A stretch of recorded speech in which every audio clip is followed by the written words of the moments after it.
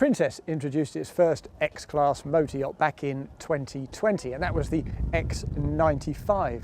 Now that was quite a controversial looking boat in some regards, not least because it used an enormous fulsome superstructure, full beam coming a long way forward. It was very elevated too, and it used what it called the super flybridge, which was an enormous full-size flybridge with closed forward sections and an open aft deck. Now that was extremely well received by a lot of people though. I mean, they've sold more than 30 since then, so it was only a matter of time before they tried the same trick on a smaller platform, and they've done so in the form of the X80. Now the key difference you'll notice here right from the start is we don't have that same full beam superstructure forward. What we have here is a more traditional walk around layout with quite raised bulwarks forward, so it's probably less confrontational for a lot of the traditional Princess customers, but crucially it still tries to factor in 30% more volume than the equivalent Y-Class model, and it still includes that vital element of the X-Class, that super flybridge with the inside helm, the sky lounge and the big aft space.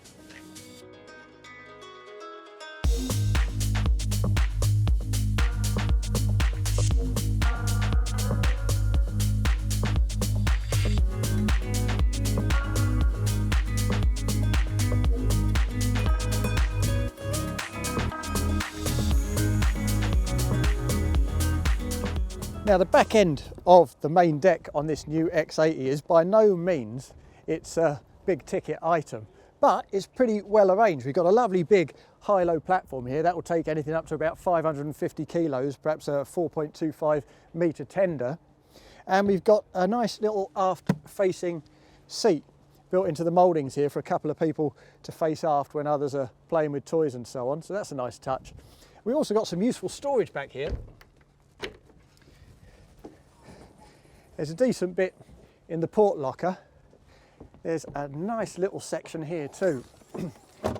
I mean, that's filled with all sorts of bits and bobs to finish off the rigging of this boat, but this is ideal, deliberately ideal, for a couple of sea bobs to pop in there. That's no problem at all, and you could have a charging point in there as well. We got all the usual equipment you would expect on this part of the boat. We've got the transom shower on the port side, we've got the shore power here on the starboard side. We've got a nice relaxed gradient of step on both sides. It's symmetrical to get up into this cockpit, and we also got a letterbox passerelle that comes out from beneath that step. And when you get into the aft cockpit itself, what's immediately noticeable is the fact that the flybridge over your head comes all the way back beyond the trailing edge of this aft bench. And it wasn't always the case with Princess, but it is on the most recent models, because basically when you come out and you have breakfast in the morning, you want to be properly sheltered if it's a bit inclement, and this achieves exactly that, while also of course dialing in extra space in that deck up top.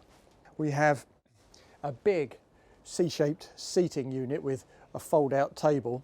Quality, as you would expect, is very good. And it's interesting to note here as elsewhere that they work quite hard to be creative with the grain patterns in the furniture. It's very attractive indeed, and they use a diagonal grain pattern in a lot of the lids and hatches to kind of contrast with the linear fore and aft run of the teak decks.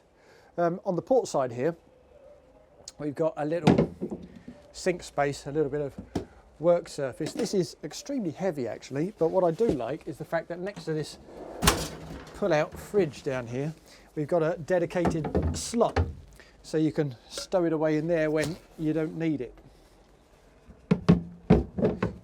Let's close that back up and take a little walk around this starboard side deck, because as I say, unlike the X95, this doesn't have a full beam superstructure. This uses a much more conventional, and for many, I would think, a more attractive solution, which is unbroken, wide, deep walk around side decks. And as you can see, here, as on the aft deck, the scale of that flybridge, it's almost kind of trawler style, comes right out to the sides here, above those gunnels, to give you a degree of protection, while also, again, dialing in extra capacity up on that deck up there. As we move forward up a couple of steps, we've got a pantograph door that leads you directly into the galley on the starboard side of the saloon. So that's a handy kind of crew route. As we come along here, it's worth noticing also the calibre of some of this steelwork. Now, as everybody knows, Princess builds pretty much everything in-house, and it's got a dedicated department for all kinds of things, from the cabinetry to the stainless steel work. So it's no surprise to see that this is beautiful to look at. It's just beautifully executed. And actually these rails, as you grab them, they're kind of oval rather than circular. And it's a very comfortable place to plant your hand as you move forward.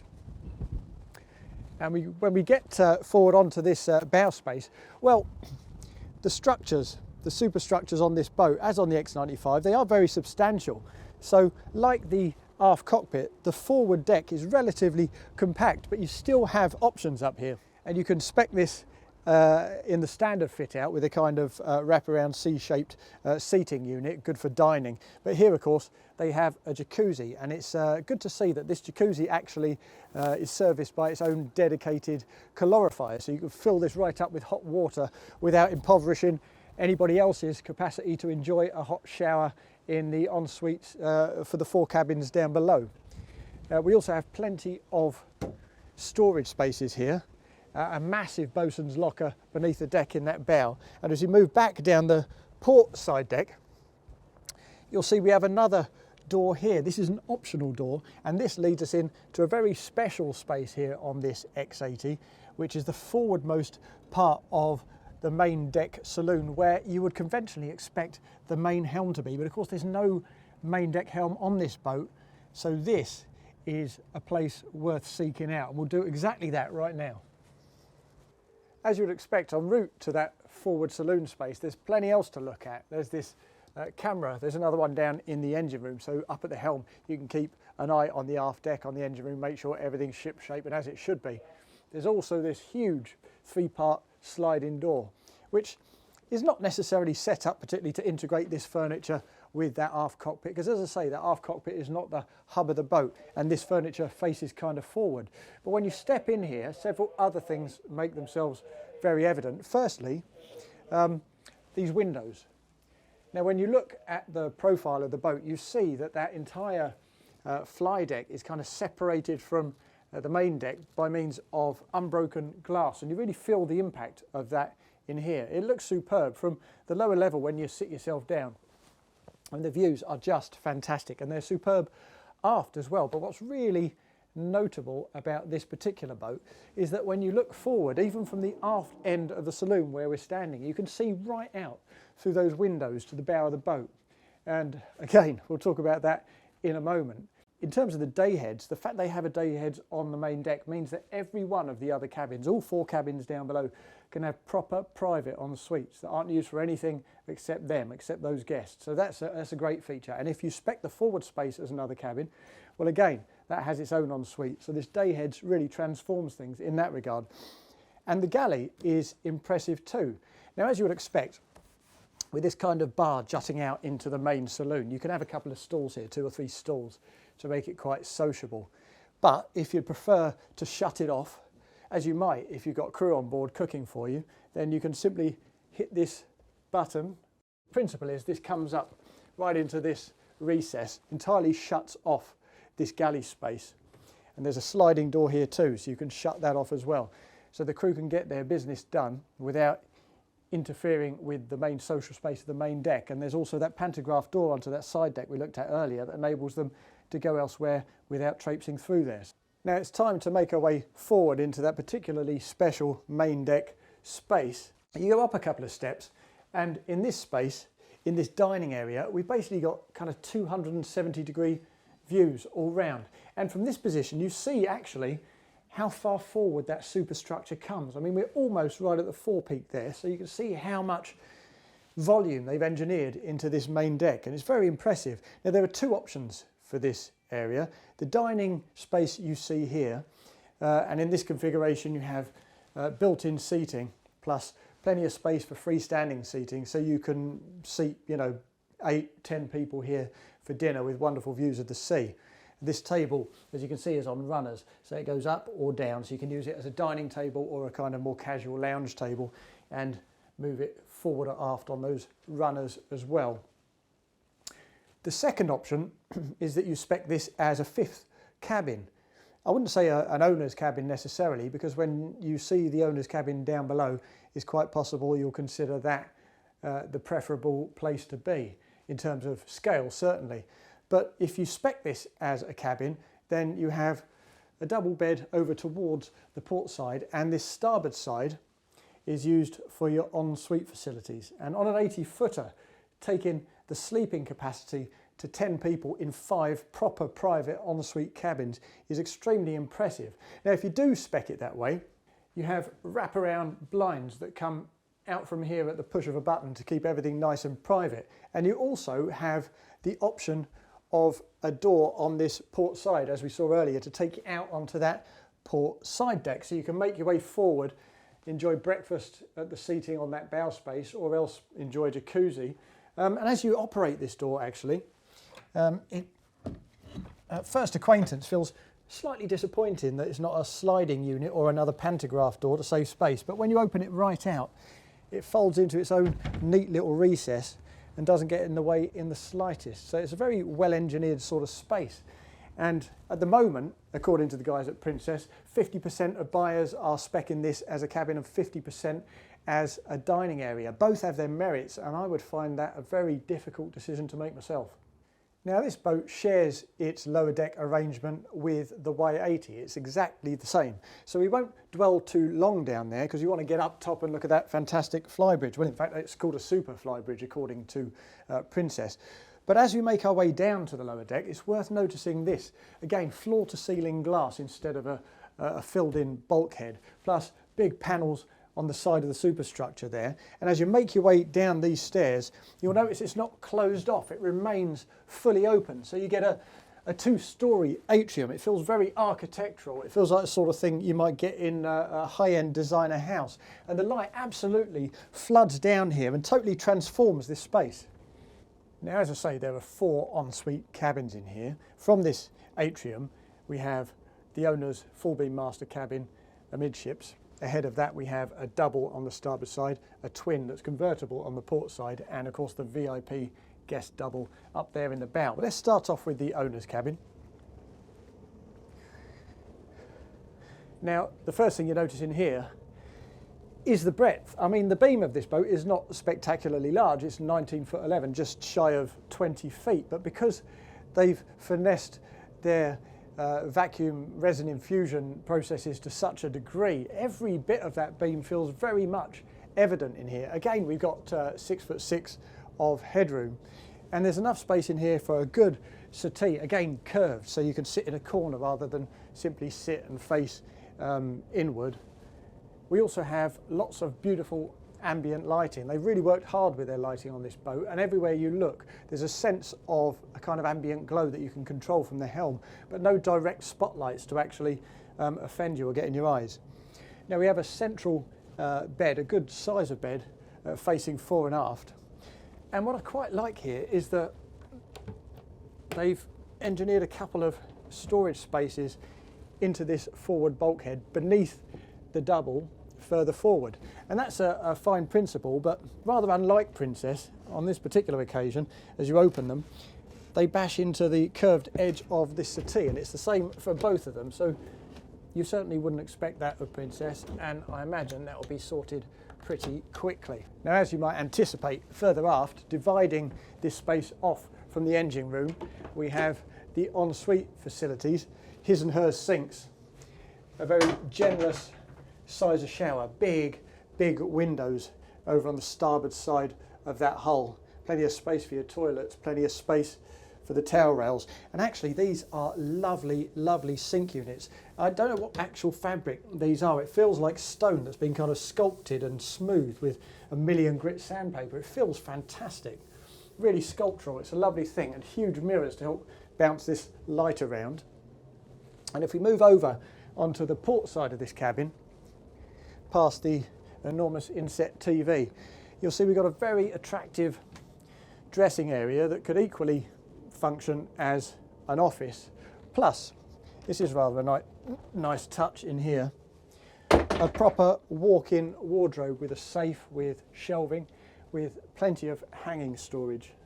As we come out of here towards the other cabins further forward, it's worth having a look at some of the details as we go. Now, here you'll see that we've got quite a nice fabric on the back of this door, but where the handle is, we've got a kind of cleaner, wiped down hard material that makes it much easier to maintain. As we move further forward again, we've got these lovely stainless steel inserts in the door, all completely unnecessary but very welcome regardless. And as we step back out into this rather lovely atrium, the detailing in this solid walnut is beautiful. And actually, having said I prefer satin, in this gloss that really picks up out the light on the edges there beautifully. We also have this wrap around these grab rails. Now, there's leather, real leather, all over this boat, but here they've chosen a synthetic material, again because your hand makes contact with that a lot. They don't want it to get grubby, and if it does, they want you to be able to clean it properly. And here, just outside that owner's cabin, we've got a washer-dryer, which is a really thoughtful touch, because even if you do choose to have crew on board, sometimes you just want to keep yourself to yourself, and that involves doing a little bit of your own washing in your own time, rather than going aft and handing your smalls to the crew. Now, as we get further forward, as I say, we've got a double on the starboard side, a twin behind me on the port side. Now, the double's a decent size. Again, we've got good windows, opening portholes, a bit of high-level storage as well. Lots more of this glossy walnut. We also have a pretty little dressing table behind that door, much the same as in the owner's cabin, but on a smaller scale. Plus, a really generous transverse ensuite, and in this port twin. There's, again, decent space, good hanging storage here. Wouldn't necessarily expect that in what is ostensibly the least glamorous of the 4 cabins on this lower deck. But we do have a button here that I can push to turn these twin beds into a double, with a nice little walkway on the inside there, so that's a handy touch. So these small details really do make a big difference even in the guest cabins, and the same is true further forward in the VIP cabin.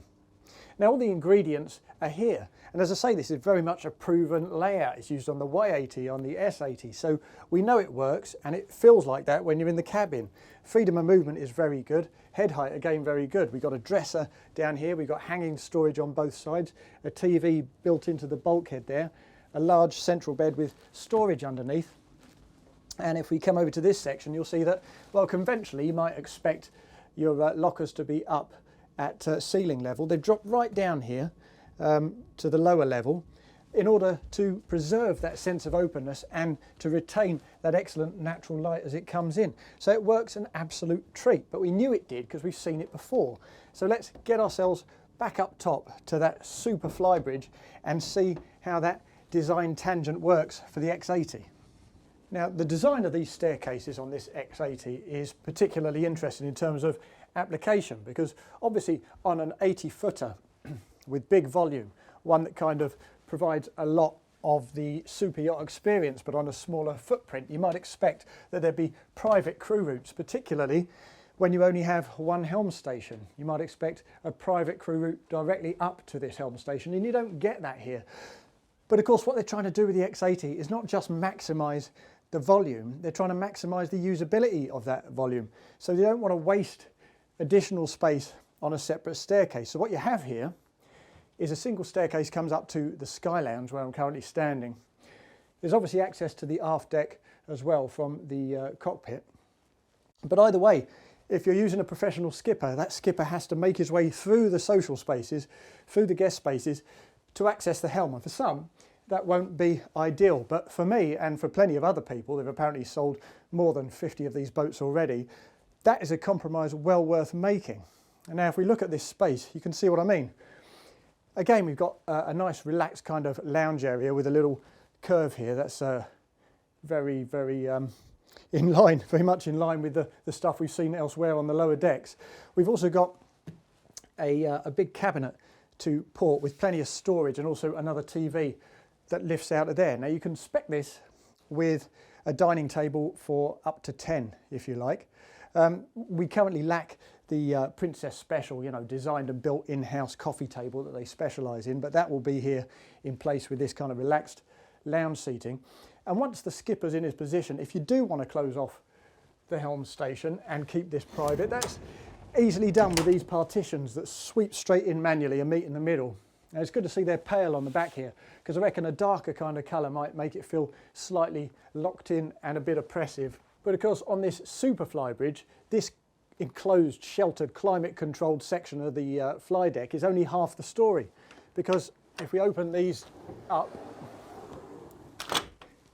and move ourselves further aft, you'll see we have a very generous alfresco deck. Now it would have been reasonable to assume, wouldn't it, that with all that internal space this might seem a little bit mean, and perhaps by the general standards of an 80-footer it's not vast. But because the superstructure is so long and because it extends right out over those gunnels, makes full use of that entire beam, we've got a really decent footprint here for this outdoor space, and that's used for an L-shaped seating section here on the port side. Again, there will be a kind of coffee table, a Princess coffee table that goes in here. We also have a pair of L-shaped units further aft, and this one, rather cleverly, can be unscrewed from the deck and swung round so that it integrates with that seating section further forward and creates an unbroken C-shaped seating area right along that port side. At the very aft end, next to this pretty glass balustrade, we have another larger L-shaped seating section, and this has a little lip just around the edge, so you can use an infill on here and turn this into a sun pad. And I appreciate on an 80-footer you might be looking at this and thinking, well, you know, it's still not a lot of sunbathing space for a boat of this scale, but as we'll see when we move further forward beyond that helm, there's a neat little feature up there that helps mitigate that. And we also, of course, have a wet bar. Now this part is fixed, that's just your work surface. We also have a little ice maker under here, so you can feed your guests nice chilly cocktails. Plus a bin and a bit more storage in here. And a compact circular sink with a griddle, a decent size of griddle there. It's quite possible you won't consider that quite enough in the way of cooking facilities, so there's an additional unit on the starboard side that can also be spec'd with extra cooking facilities and refrigeration and so on, or you can equip it with another TV that swivels and pops out, so you can sit here enjoying your sundowners and enjoy your favourite TV programme. And to help with that, we also have a decent structure overhead with an additional sunshade that pops out from the aft end to cover you in shade if it's a little bit too hot further aft on these benches. It's not for use underway. Apparently it can be used up to around about 10 knots, but ostensibly it's for use when you're alongside or at a mooring or at an anchorage. Now let's shift ourselves a little further forward. And what you find when you get to this upper bow space is pretty impressive. I mean, you clearly get nice big sun pads, a pair of them, perhaps big enough for 4 to 6 people, complete with a set of cup holders forward and these nice angled headrests to keep yourself comfortable. We also get a nice deep fridge, so you don't have to head aft or down the stairs to get your cold drinks. Plus a good bit of storage built in here as well. What I really like about this space though is this neat little feature. If I hit this button and the sunbed slides away, up comes that backrest, and you can do that obviously on both sides, so you basically have a sociable little 6-man dining space, elevated with fantastic all-round views that you might not ever have anticipated was here.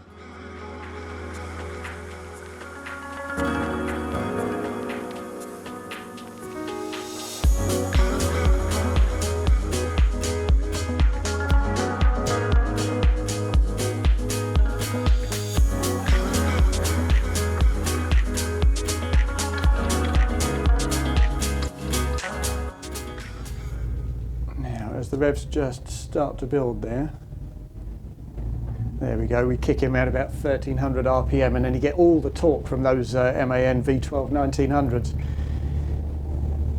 And we pass 20 knots in about 12 seconds. Push on right towards the 30-31 knot top end, hitting 30 knots in about 22-25 seconds. So that's very, very decent indeed for a boat of this scale.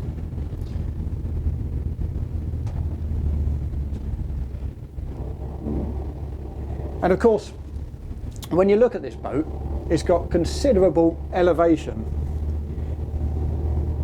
It's quite upright.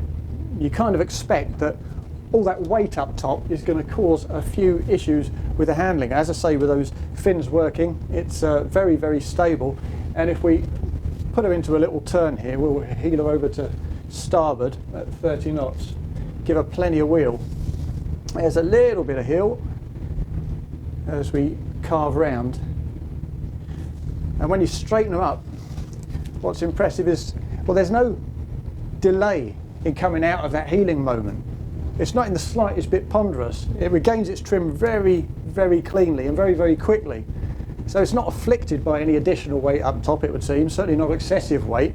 And the reason for that, I would have thought, is that Princess, though it doesn't shout about it much, it uses carbon fibre to help lighten the load up here. And of course, this is an enclosed pilot house up here, the only helm on the entire boat. So while you might, I guess, lament the fact that there's no open position to drive the boat from, well, you know, the designers did, Princess, they did think about that, and they considered the idea of sliding overhead sunroofs and opening windows, but the systems they use tend to add about 500 kilos, so you don't want to put all of that additional weight up top on this boat. And I think it's all the better for it, frankly. It's certainly a very refined boat because of that. And if we ease her back, I mean, even at 30 knots, we're barely seeing more than 60 decibels from our sound readings. And right from 0 to the top end of 31 knots, we range from about 50 to 64 decibels, so that's whisper quiet. This is the sort of boat where you could sit on that flybridge at pace in relatively lively seas or with a relatively lively driver and still keep your cocktail on the table in front of you very contentedly. And of course, unlike most flybridge boats, the fact that we've got this forward flybridge structure really shelters that aft space. You can sit up there in comfort in terms of the wind chill as well. It's a very, very comfortable place to be. And if we ease her back to around about 20 knots, you'll see that the range and the refinement are both pretty impressive. At 20 knots, we're seeing about 400 litres per hour disappearing from those fuel tanks. Of course, on this boat, we've got the twin aft 3,500 litre fuel tanks ahead of those engines. We've also got an 1,800 litre fuel tank to supplement that up in the bow, so 8,800 litres. Well, even with some redundancy in the system of 20%, that's around about 7,000 litres. So that'll give you a usable range at 20 knots of around about 350 nautical miles. But if we ease her back again to around about 10 knots, and even though this is a planing boat, of course, a planing hull, at 10 knots, you can cruise along here. We're only drinking, excuse me, we're only drinking about 60 litres per hour. And at that rate, that will give you a range well in excess of 1,000 nautical miles. And listen to how quiet that is. That's about 52 decibels. It's almost as though the engines aren't even running. It's fantastic. So if you want to cruise long distance, this is very, very comfortable way to do it. This X80 might be 13 feet shorter than the X95. It might be 2 feet narrower. It might lack that full beam forward superstructure. It might have gone for the walk around layout instead. But seriously, the spaces on board this boat are amazing. On the main deck, you get proper sociable fore and aft outdoor spaces. Come up to the flybridge. Again, proper sociable fore and aft outdoor spaces. And then you get these vast cylinders of accommodation within that superstructure on the main deck. You get that wonderful choice in the forward part of the main deck for a cabin or for a dining station. And then you get the Sky Lounge to supplement all of that. It's a real treat. It's a real triumph. In terms of its styling as well, it's done very well indeed. And if you were slightly affronted by the confrontational nature of the X95's styling, and some people were, then you're likely to enjoy the X80. It kind of treads that ideal hybrid line somewhere between the X-Class and the Y-Class. So if you're a traditionalist, a lover of classical Princesses, it makes the transition from the Y-Class to the merits of this new X-Class particularly painless and gentle. And then there's the performance. I mean, it's easy to look at a boat like this and to assume, because you've got significant topsides, because you've got substantial elevation, that there's going to be a lot of windage, that when you get it out in a beam wind or in a rolling sea, it's going to roll, it's going to smash, and it's going to feel ponderous and difficult to enjoy. But that absolutely couldn't be further from the truth. It's very quiet, it's very refined, it's very user-friendly to drive. To my mind, it's every bit as refined and user-friendly as the Y80 itself. All of which leads me to suggest that if you enjoy the Princess brand and you want lots of volume, but perhaps you find the X95 a little bit too radical, a little bit too large, or a little bit too expensive, then at half the price of the X95, you're absolutely going to love this new X80.